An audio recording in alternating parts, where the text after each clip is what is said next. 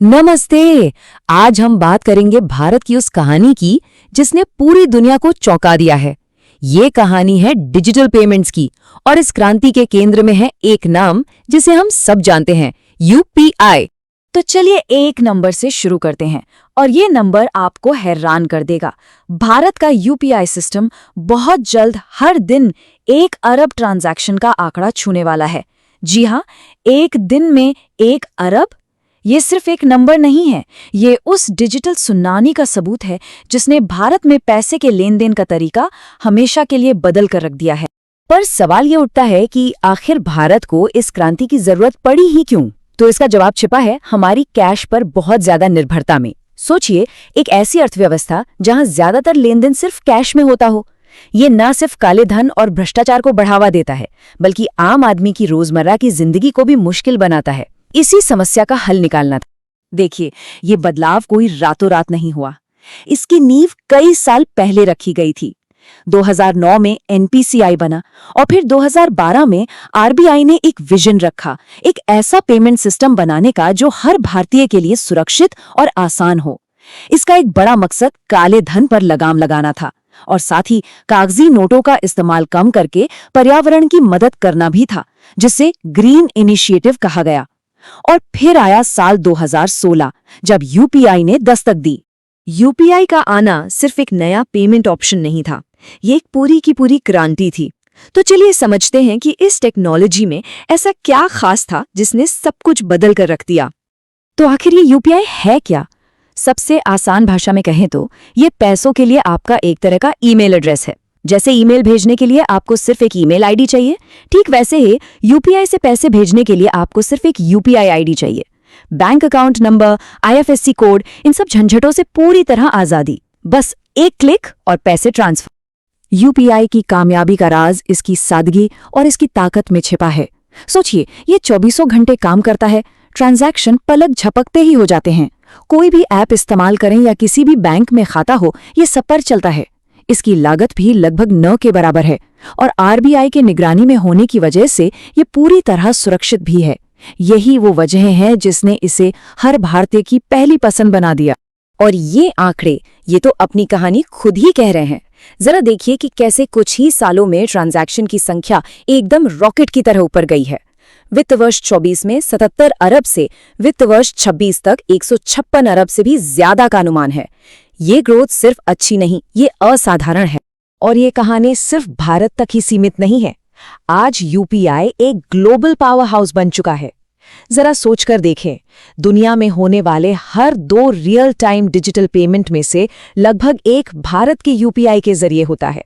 49%। ये आंकड़ा बताता है कि भारत ने दुनिया को एक नई राह दिखाई। लेकिन एक तरफ जहां भारत दुनिया को रास्ता दिखा रहा है, वहीं देश के अंदर एक दूसरी तस्वीर भी उभरती है। ये तस्वीर है 2 भारत की। एक वो जो डिजिटल रफ्तार से आगे बढ़ रहा है और दूसरा वो जो इस दौड़ में कहीं ना कहीं पीछे छूट रहा है। ये आंकड़े इस खाई की गहराई को साफ दिखाते हैं।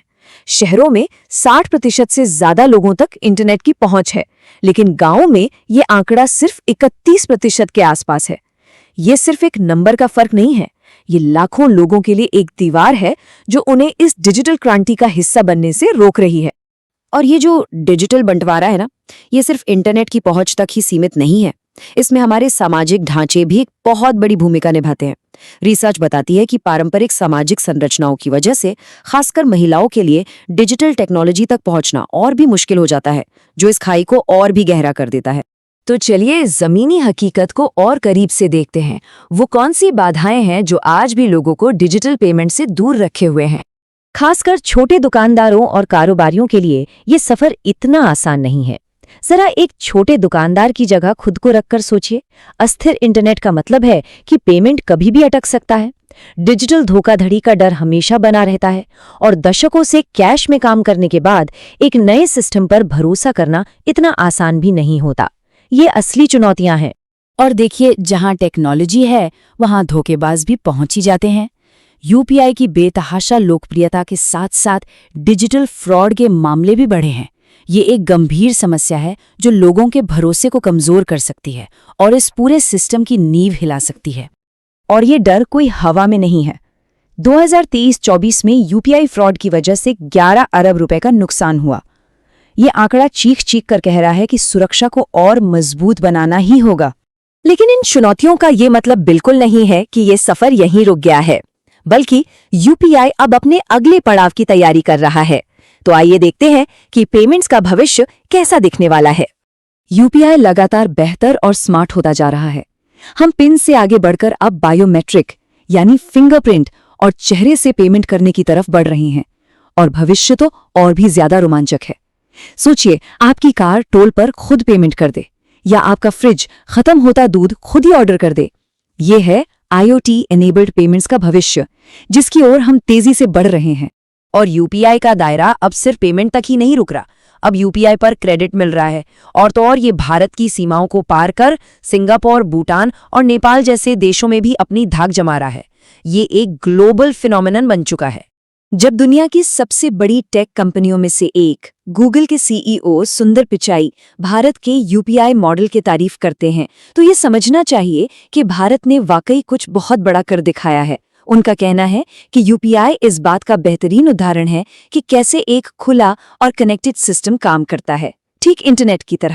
तो आखिर में हम आपको इसी बड़े सवाल के साथ छोड़कर जा रहे हैं। एक तरफ भारत का डिजिटल पेमेंट सिस्टम दुनिया जीत रहा है, पर क्या वो अपने ही घर में मौजूद इस डिजिटल खाई को पाट पाएगा?